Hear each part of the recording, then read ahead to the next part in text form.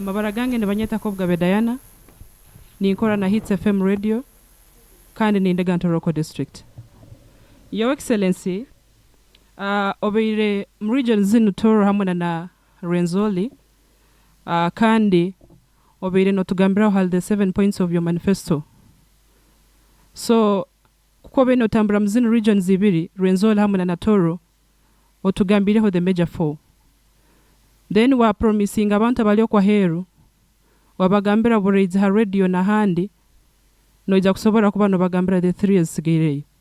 So abantu kwa heru president bali bakurize and they expect kubagambira.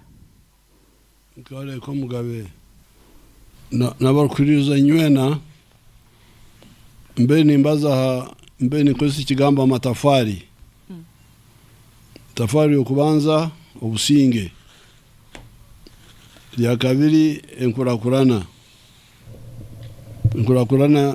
umurujungu development. Tafari ya kasatu obuguda. Ago na matafari age enareme erukuteka hanju ya Uganda. Okutaho by either no okutaho byombi okhabura no kukonyera. We do both. We analyze and distill solutions, and then we back them up. We act. Okay. Obusinge tafarimu enkurakurana with the two sides, economic infrastructure and social infrastructure. Emisingi yebentaya nemisingi byenyikara y'abantu. Tafari ya kasatu obuguda. Ati nzire ni yuka ukuremara abajungu kubaresire hano. Abo kanyoni mpunirira kurora abantu ikintu cyo buguda batakukimanya batakukifaho. Nimpunirira abo kubitwe umbuhangwa obuguda nicyo nambemo. But kunyongera kukitekerezaho narora abajungu nubaresire abantu okubura. Okay.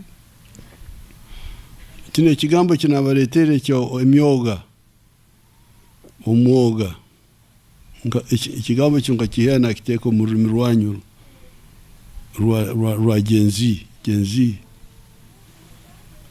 Orunyakitari na teke mu cyo bujaja.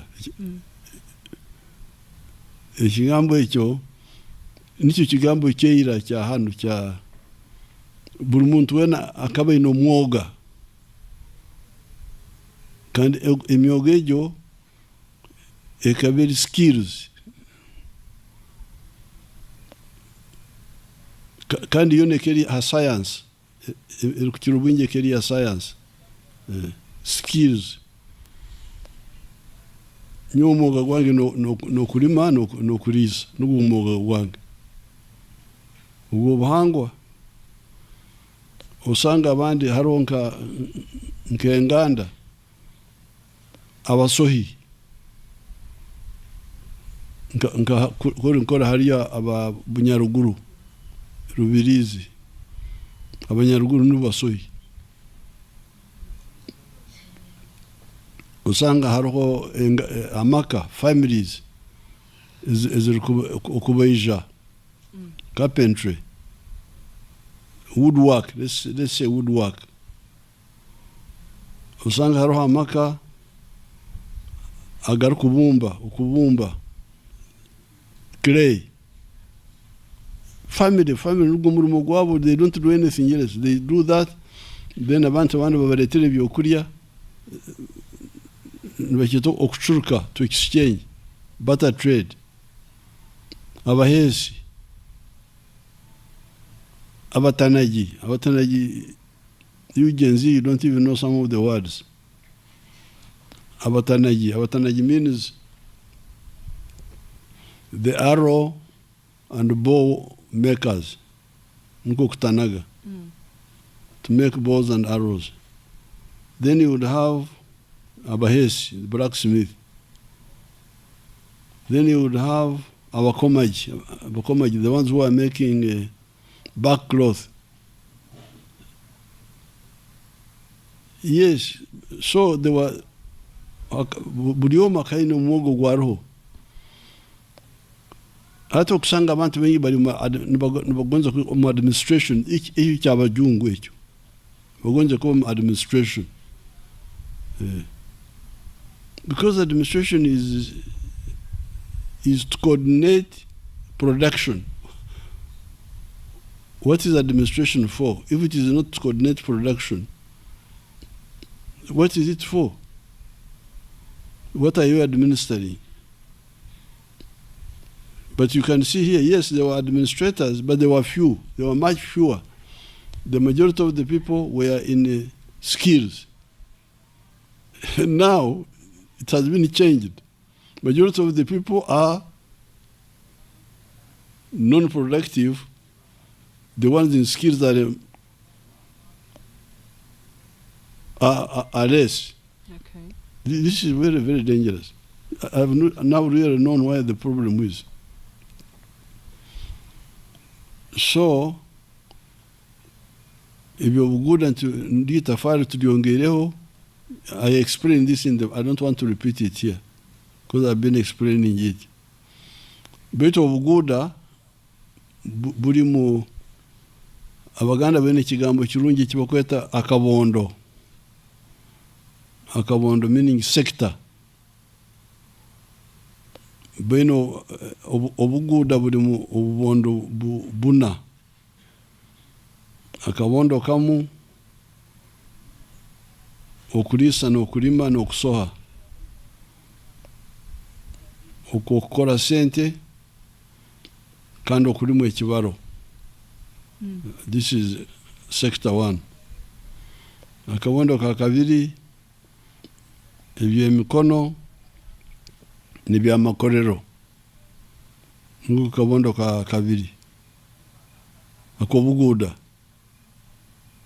Akabondo ka kasatu services obuhereza, tourism, amahoteli, ebyengenda, transport, music, singing, magicians, abarukuroga nabari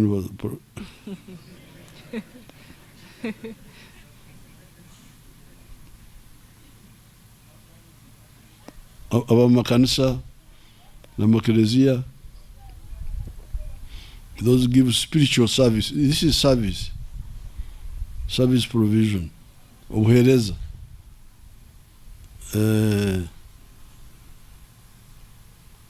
Abemizano, sports. So you can make wealth in those also. Sobora okore byobuguda. Akabondo ka kana, it is also nako kalimu obuhereza betu nkasaramu ukatongoza, to be separate. ICT. Okay. ICT. Icyo kuroraho umuntu nasobora kuba ari accountant hano nabare bitabo aba Canada nibo muhereze bitabo na babera internet na bibara na bagarura nibo musasura. It is called BPO, business processes outsourcing. Ate ndi tafari ya kasatu nyoni nitekawa mani muno abako nugwo mutima gwenso kurakurana. Biri ebindi stagnant. Kurkuba in infrastructure, but no wealth creation. What will the road transport? This is where the crisis is in Africa. Hari omukazi omborekera a TV nyoni n'omuntu wa nyoreka film za busa tinukusasuza nyowe tinkumanya kukora business ntandike kusasuza nango mumpera amagezi ate ndasasuza bamana nkibari abamurozere kyegegwa nimbasasuza abo mbarwe habo nyowe zange nezabusa hata hari omukazi bamweta tumusimya Rubirizi mbe nimureka rutimbi rwange akahabwa kesho yagamba tati nyine emyaka nkaga nena biti nkageraga kintu ngira hakayange. This is terrible. ati nywe baruma mongas mugama muri abamahurire musaka amahurire bitu musaka ebisubu rumors ati mugende museruze abantu abaranka tumusime ni bangaha muruka abantu abatakatunga kintu cyona. This is terrible. Imyaka nkagane n'umuntu ari kuruga munsi takatunga kintu cyona. She has never owned anything. Azera abana aina bayikuru, so that whole family is now, how would they contribute to the country? So that means baro yoko tubene itafari bakuteka ahadi Uganda kandi nibetaga obuhereza nibetaga embazi nibetaga security. What sort of country is that when you have got so many people not creating wealth? Haro ikizubaho. So edindi tafari ya kasatu lyakana emirimu okugamba ngo emirimu ya energo mu government is part of the of colonialism actually. Abokuba abajungu batakayizire, yes, nimanyo nyondo muntu wa hanu waira nimusita wa hanu. I think really this is what happened to me. I'm indigenous here. Abantu bona beja bansanga hano. Abatembuzi bakeja bansanga hano. Abatembuzi nimbamanya. Mukawurumbi afayo.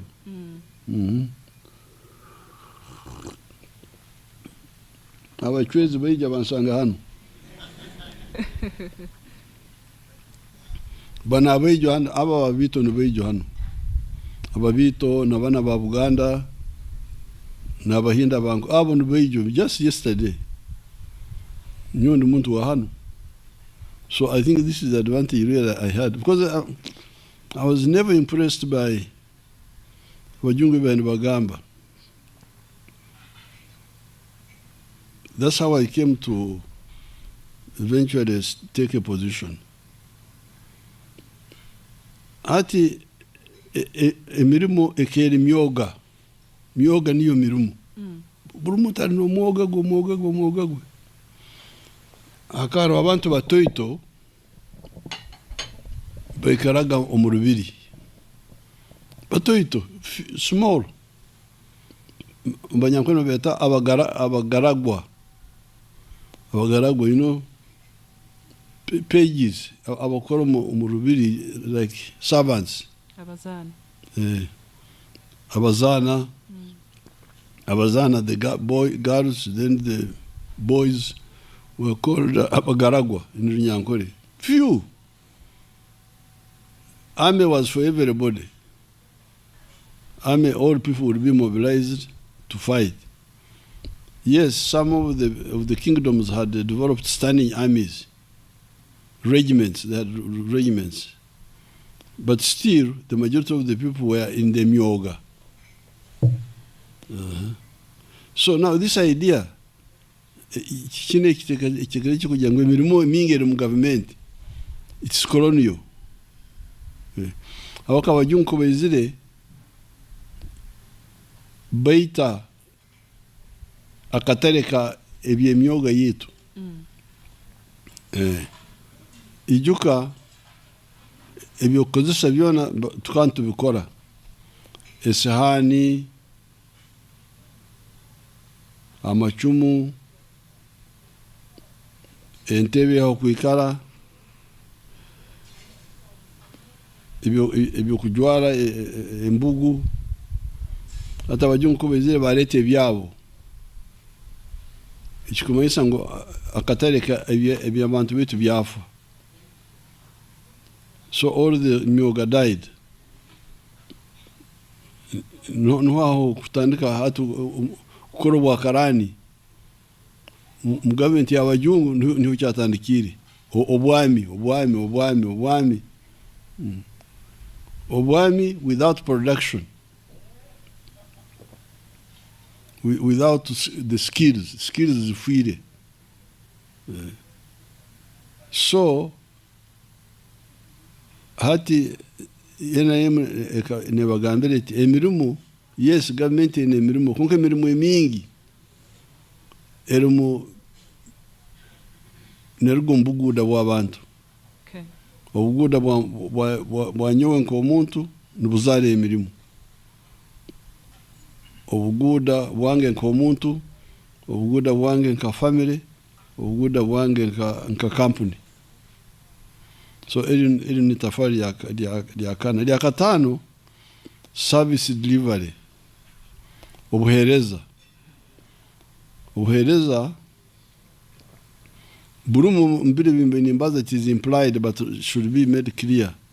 Obuhereza icyo kubanza security. Obuhereza government to provide security against war. Buhereza obu.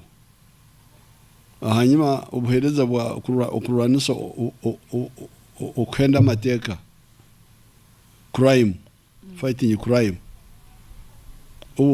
That is service delivery. Then education, health,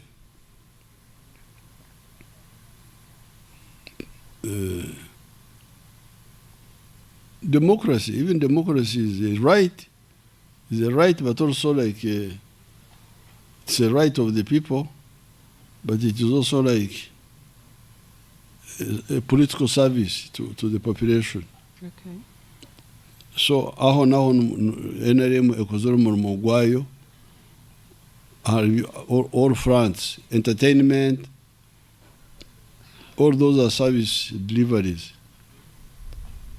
Communication, amasimu, yes, it is infrastructure, but providing a service to the population.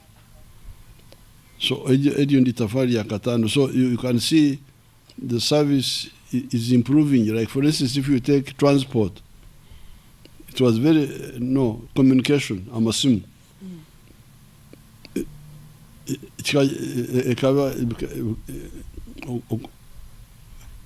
86 amasimu gakagarinka emitwaro 20,000 phones. Hati ni miliyoni oba 20 oba zingasi tinkumanya. Simu nyingi muno. Aho nosanga obuhereza bwa empuruziganya buyonge burungi hati. Ebyobomezi mbere ningamba cyegego obutabatungire district yabo, they were like 100,000 ati bante mtwaro 5 akara mkamtaswera abana bakabajanka bakabafu. That's why the population was not increasing. Kasese is now 800,000. Rutooro district, there were 190,000. Very few.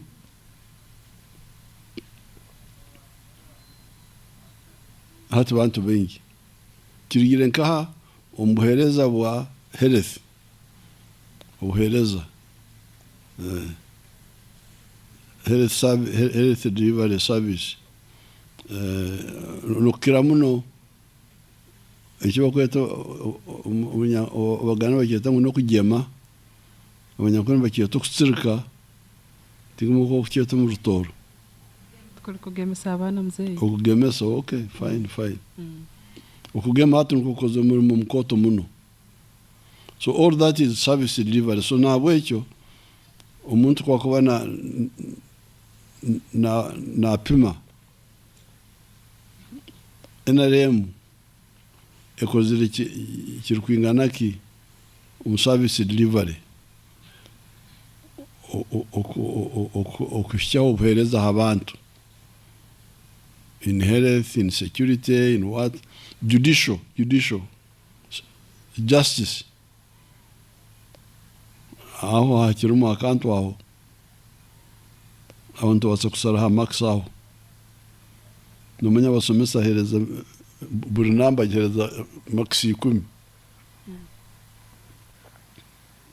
korokora kurungi akwikumi ari 10 mwenda munana hata aho mujye mbene mugabo max justice elieta akore impero hariyo busume mu makoti aho turehe 5 turehe zinga ari 10 max mujye mukebere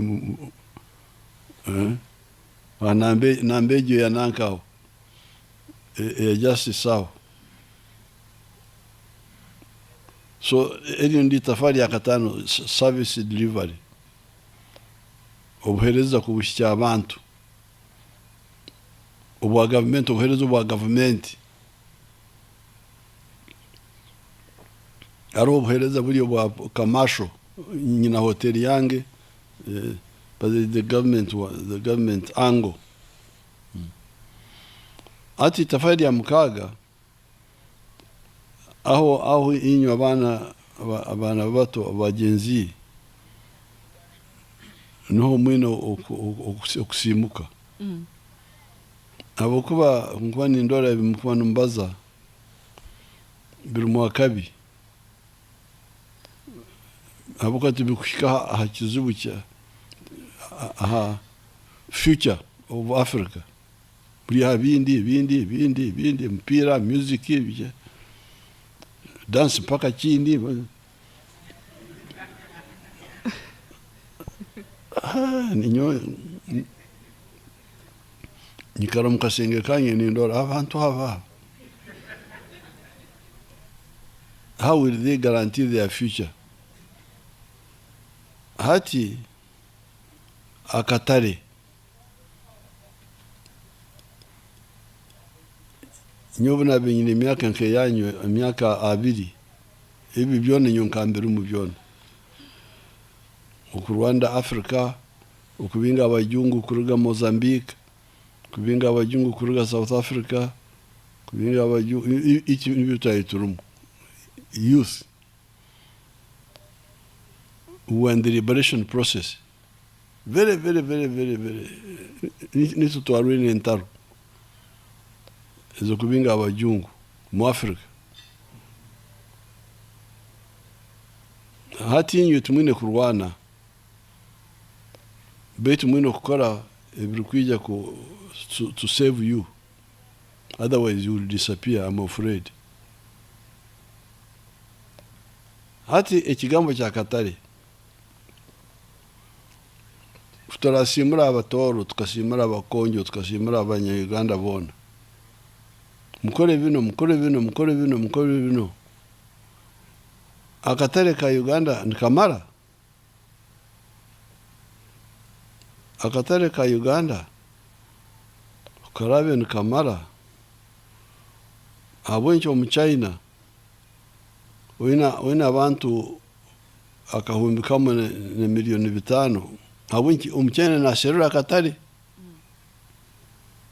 we aina abantu akahumbikamo na milioni 500 omunsi within betariyo naserura akatari numurora abakene numurora hano baserura akatari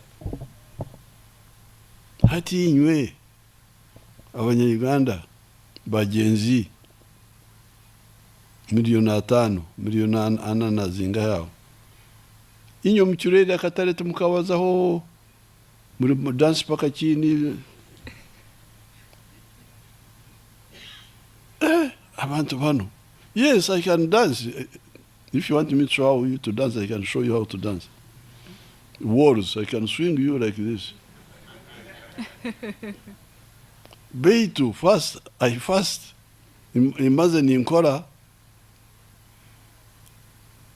ebyukumbezaho munsi, how to survive. Mbaze ni guaranteeing security. I'm sure I'm secure. Ebyokurya nyinabyo. Ebyo economy ndikurungi hata ngendo omukuzana omuko semerero. Bito kusemerero without security, without survival, how will you kusemerero? So itafari ya ito kutoizesto mu government auka tukantumanya ikigambo cya Katare este sobora kubaho tene Katare kakoto. It was part of our 10-point program, point number 9 akatare. So kutagira mu government twatanga gukoragana na Mzee Moi, Mzee Mwinyi, Ogarao East African Community. Abuke ekabe senyukiri omukasumi ka amin hati nabo bikiriza twajigarraho Uganda, Kenya na Tanzania hati sezini zikagaitaho Rwanda, Burundi, Congo, South Sudan, Somalia, hati insi munana hati ziri mu East African Community. So we are saying eri ni tafari kan hati mugende murore nka sukari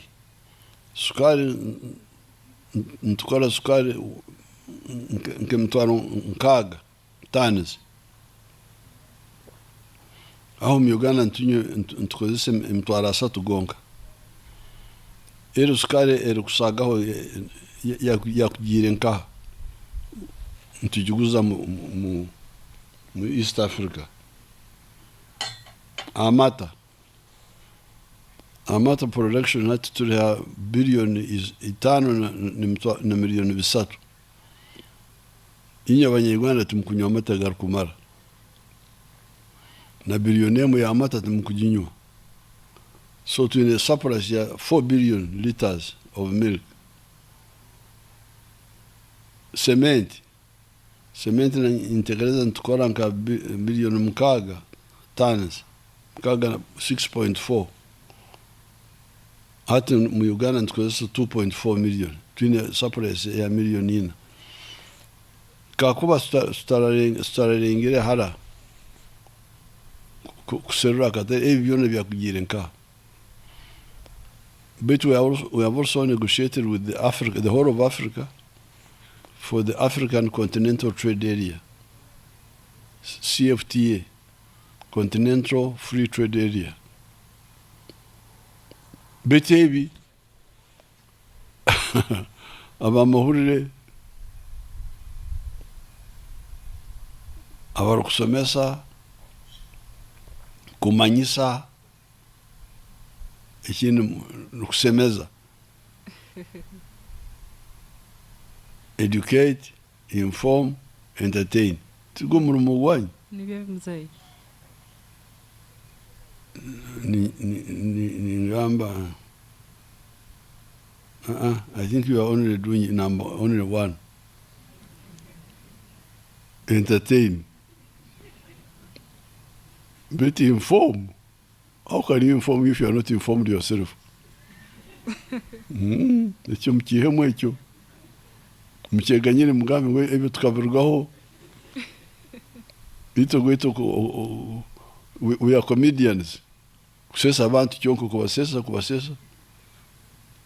Beto okusomesa. What are you teaching? Nothing.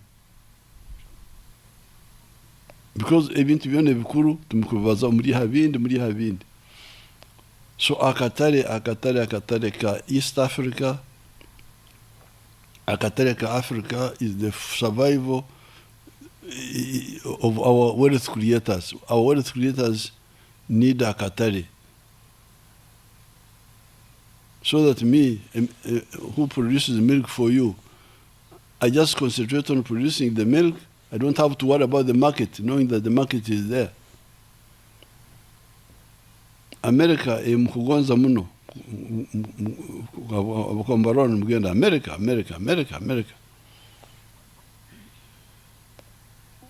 America ekatunga, you can imagine America was discovered by Columbus, Christopher Columbus, in 1492. By that time, our kingdoms here were here.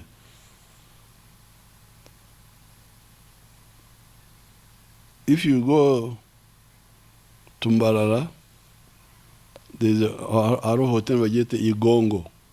Igongo culture. James Musime akataho something there on the hill. Okujuka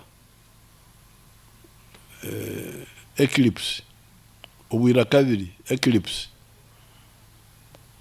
of 1520, I think, or 1519.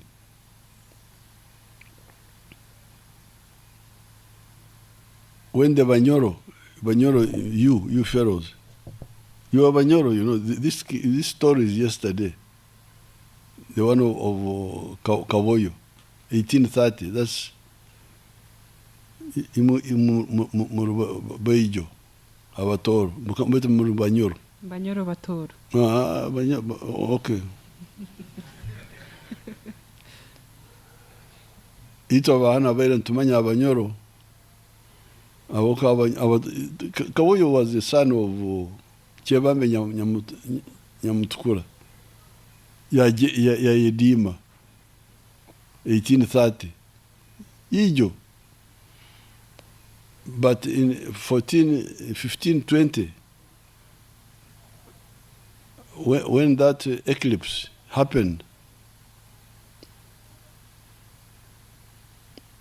at mile 9 from Barara on the Masaka Road,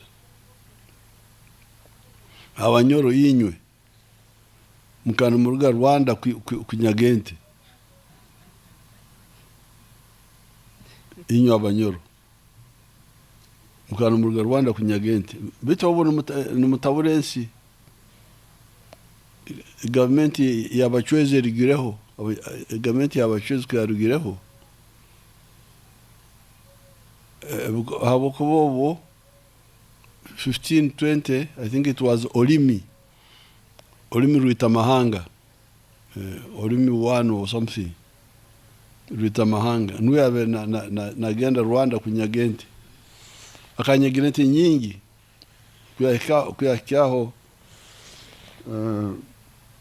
biharwe eclipse yija Abanyoro bayiruka bona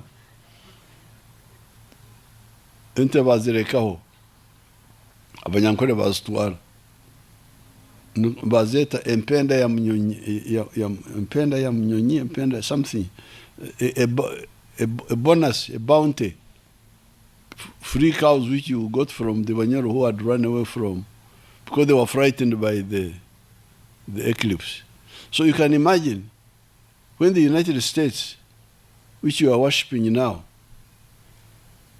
was formed, we already had a very strong kingdoms here. hati turhanu America is now so powerful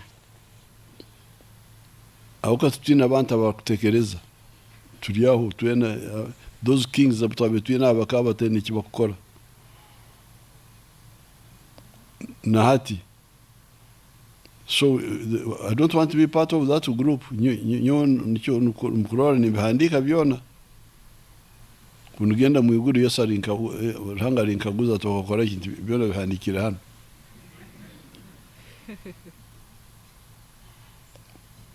So America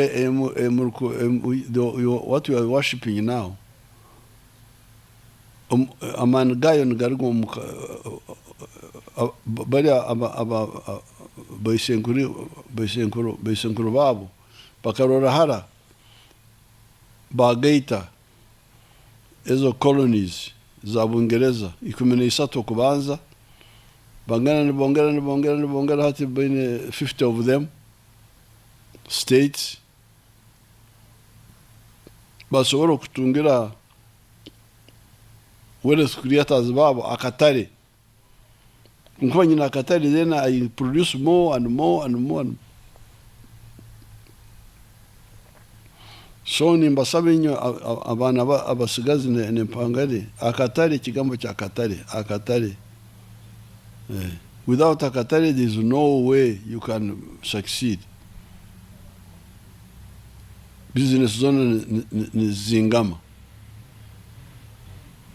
ate ndi tafari ya msanje tuteireho turukora kurungi all the time betu we are pushing all the time. Tafari ya msanju nari no kwerarikirira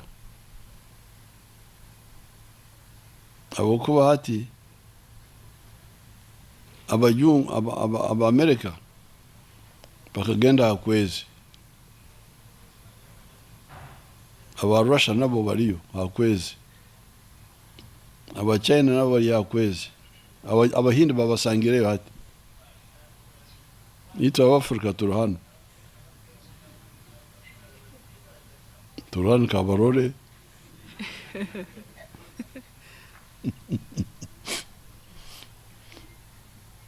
tutukufayo bali abajungu barikurira ni batorora bati batorora nkabine ebinyansi ebikoko ebikuriya sukari ebimunyu at East African Community twahumbuire iyo netukonyera habigambo bya katare economy beta kigambo cha security tekushikayo kurungi ibintu kugambaho capacity kugenda mu nyanja tukarora abandi abariyo inyuno mukora cyo mu nyanja kandi nyanja y'yo resources enchu zone ziriyo ko titu tukuzumanya turi hano umuhurira abantu bangene barwana n'abasirikare anyanja hano fishing unit bageta bata kamahe. There is an army unit which is chasing fishermen on the lake. FPU or something.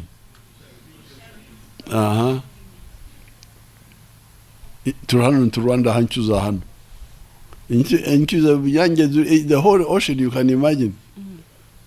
Ocean from Mombasa up to Indonesia.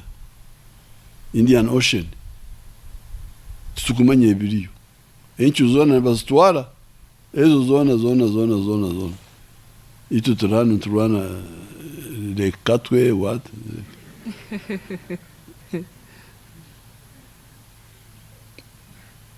It's really sad. I feel very sorry for Africa. For Africa. The way you think like this. So that's why we are saying no. Strategic security. Africa okubaho to survive as a nkomuntu orukwerema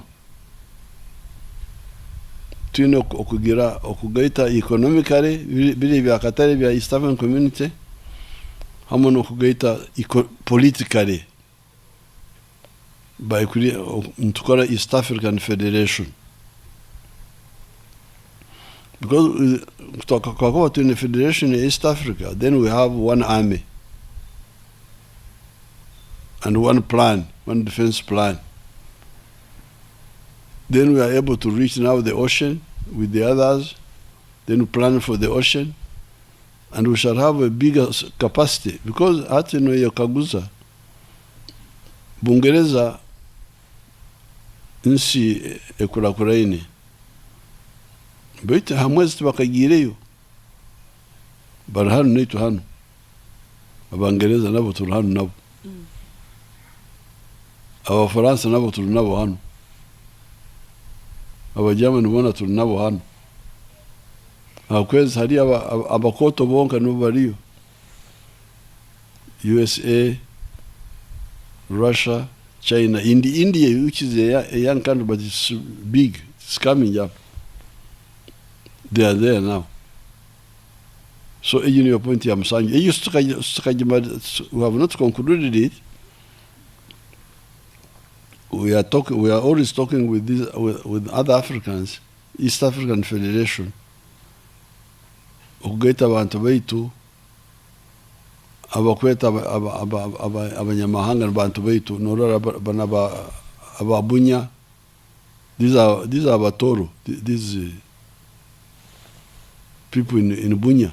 These are Rutooro, Banyoro. Abo balioko Congo. Abakonjo baitu balioko yo n'abakonjo bona. North Kivu n'abakonjo bonka. Abaruru baitu bano bananka ba mahagi abakako ba Idi Amin bagenda kushika kuri munda Congo. So you, the young people, when I was your age, you were fighting for the integration of Africa, liberation and integration. Ati mumukoraki sinkubimanya mumukoraki ibara ryabo mu sitima gato Kobgabe Diana. Oh, Kobgabe imuni mukoraki. What are your targets? Kulima no kulisa mzee. Okulisa.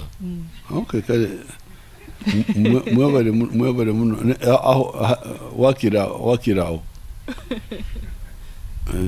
Betu ito tukara byo okulisa no kulima ibyo nsantu tukara betu ntorora kandi to guarantee our future. So agongo matafari musanju agari mu bakwita kunihiza kunihiza to promise. Oh. Manifesto, how do you translate manifesto? Engenderwaho. Yeah, okay. Mungenderwaho ya NRM amatafari musanju. Okay, webale muno excellency akiki nimanya abantu ahero ko bali bakurize kurungi. Baitati your excellency oberiyo notambura muzindi region Rutooro Rwenzori. Empoko yawo ko bugabe. Empako yanga moti akiki. Amoti. Kala amoti. So your excellency ninora amatafala ga musanzu galiyo nogoleka abanya Uganda kubayiha mbonaku kandi kubateka haidara liguru. Baitati akiki we notambura muzindi region Rutooro Rwenzori sub-region. Araha abantu abahans, they are complaining about nibagamba they are not satisfied about PDM. Nibagamba ngu akasenta ako abandi bakatunga nibatunga bichweka nabandi nibagamba babasoremu nibahereza abakumanya abantu babo.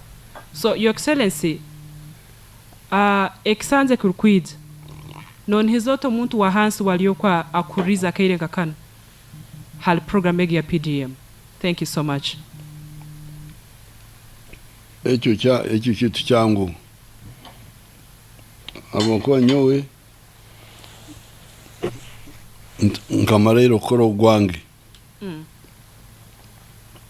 umrumo gwange nkasero mbazi. Okay. That's why I went through the PDM of Nindambura, Ndavamu. Even now during the campaign, when I ask, I'm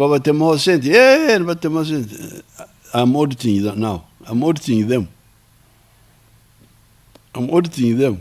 Who got this money? How much? So we shall go for them. They will regret, those who are stealing the centers of Anaku. Habukuba, wait, Your Excellency.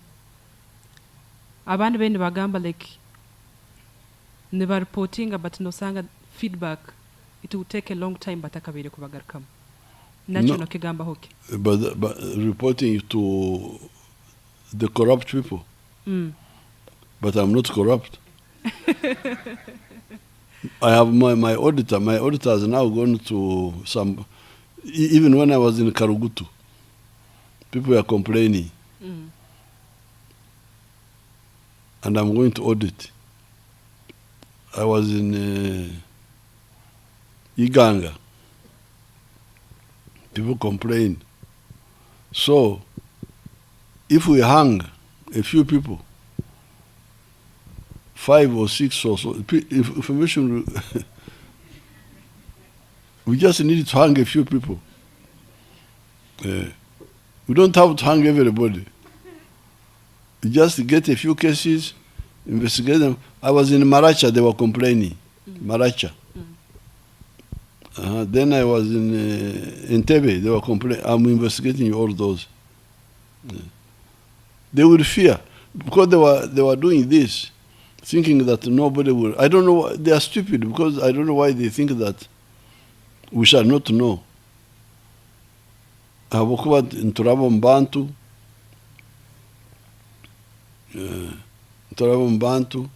information will leak.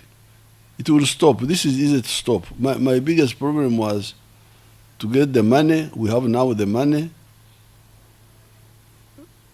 And to get the leaders to agree to the formula. That one has been done. So, but Navasuma, stealing what was given publicly, it is like the primaries we had here. Somebody to cheat primaries when people lined up during the day. Bakawavara, Bakawahandika, then somebody gives the wrong results. It's very easy to check. So even here, it will stop. Okay, thank you so much, Your Excellency. Nchija kukoma, inywana abakumpuririza, nimbahamiza nguchune echo kutema sente za wanaku. Abo mururu bakamasho ofisa, simanyo nibahe abakubikore ebyo, nikija kukoma habokuba, abakubikora nibeja they will be punished. How do you say it in Rutooro? Nibeja kufubirwa. Beja kufubirwa kandi sente nibazigarraho. Okay, webale muna kiki. I think nyineho aba batahi bange ninga bagenzi bange, my fellow colleagues, abinehe bikaguzo kyo muninga viri bakwenda gambaho neo, Your Excellency. So I'll hand over to Mr. Walsimbi.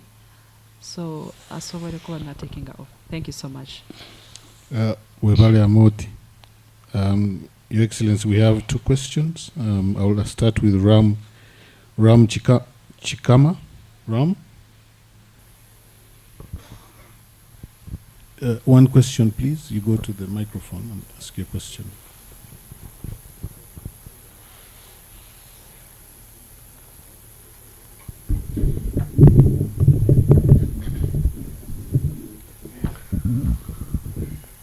Mheshimiwa Rais, jina langu ni Kikama Ram. Natumika na taasisi la usambazaji la habari la UBC tawi la Kasese. Mheshimiwa Rais, wiki iliyopita nchi jirani ya Jamhuri ya Kidemokrasia ya Kongo pamoja na nchi ya Rwanda zilisaini mkataba wa amani, na kuna juhudi mbalimbali ambazo umetekeleza kama njia moja ya kuleta amani kote mkoani katika Jumuiya ya Afrika Mashariki. Umepokeaje makubaliano hayo na pia unaweza ukasababisha vipi maendeleo kwa lengo la muungano wa Jumuiya ya Afrika Mashariki? Asante sana Mheshimiwa Rais. The last question, the last part. Nilikuwa nasema muungano au makubaliano ambayo yalisainiwa kati ya nchi mbili, Rwanda na DRC, inaweza ikasababisha vipi maendeleo katika nchi ya Uganda? Asante Mheshimiwa Rais. Tunafurahia makubaliano kati ya Rwanda na Kongo. Nilipeleka makamu wa rais Arupa, alikwenda huko, lakini kwenye speech yangu nilishangilia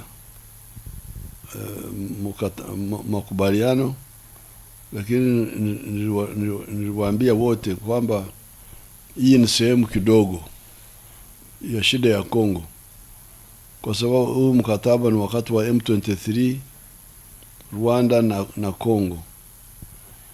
M23 shughuli zao ziko South Kivu, Goma, South Kivu. Sehemu kubwa ya North Kivu iko na shida zingine. Ituri iko na shida zingine.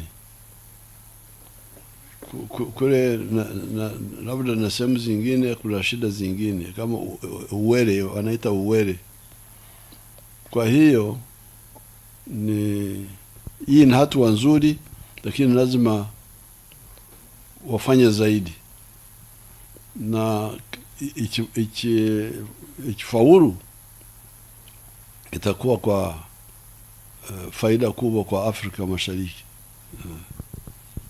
Asante sana Mheshimiwa Rais. Asante sana. Last question is from Jonan Tusingwire.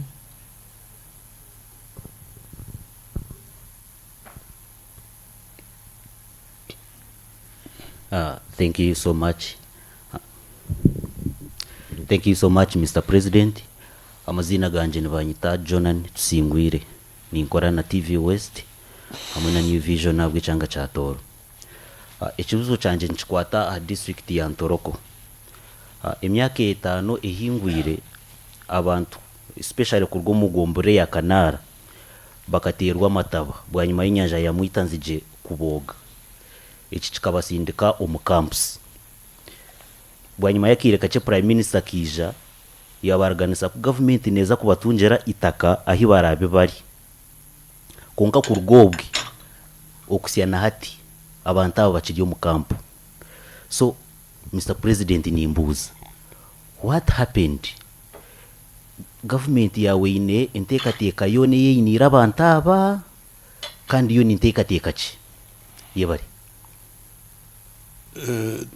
tinyina details zone hano beto bakangambira omumbere ndi Karugutu bakangambira iki cyo kubaza hata mungambire Prime Minister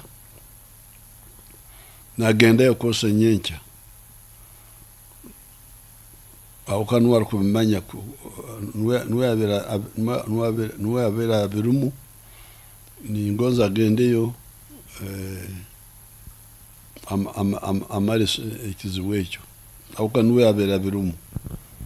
I didn't check before I came here. I could have checked, but I didn't know that that question would come up. Betu enkora yitu ngokutagizira babududa abamizirwe orusozi rukegera kabagwera tukabatungira itaka hiki ibiri buri family twabombekera mwenju. We settled them a small permanent house, and we gave them 10 million shillings. That package can be done for the people of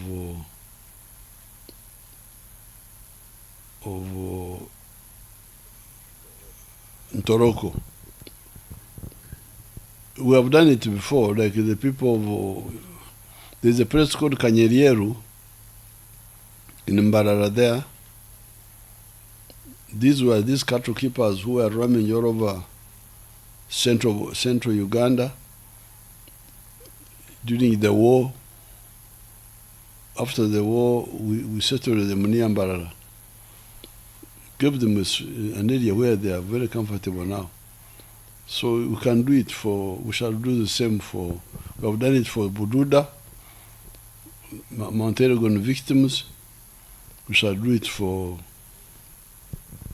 we did a bit of it for the Basongora. You know this Basongora? Basongora, no want to bakasangirwe. Aba ikichweka kitwafoire Queen Elizabeth. Ensi yabo tukajifora park ya Basongora.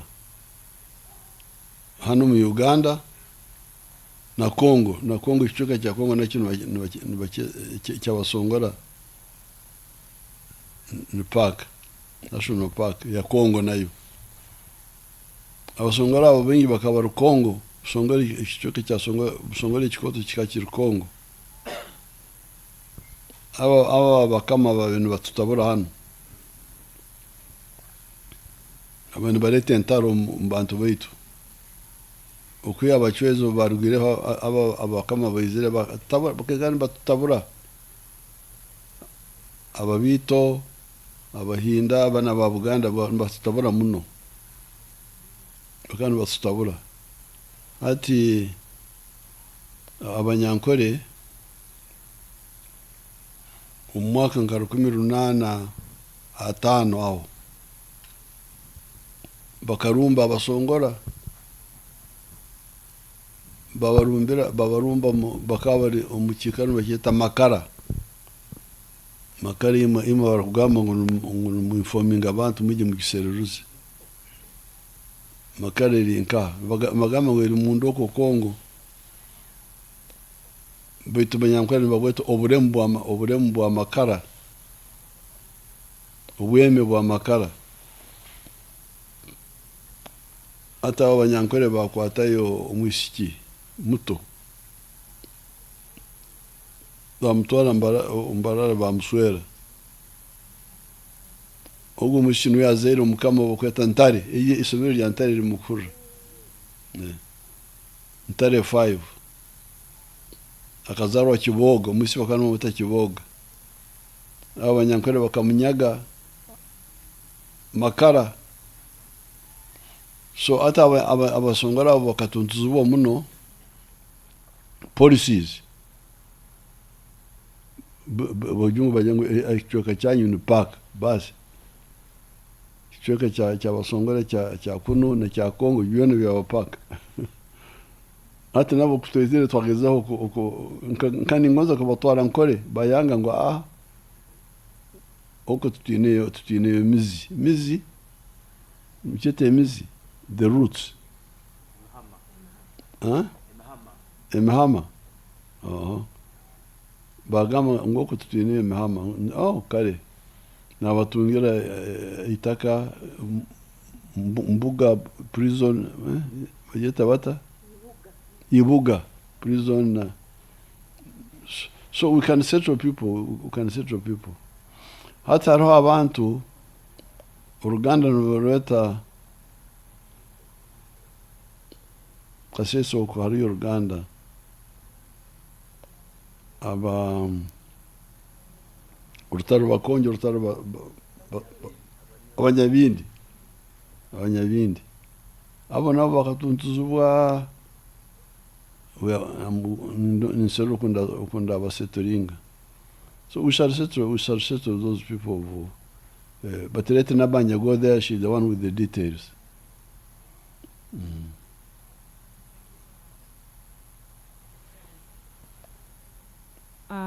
I think we are now winding up. Banyamakuru batahewanga, they could like to take a pic with you. T-Rex and Name.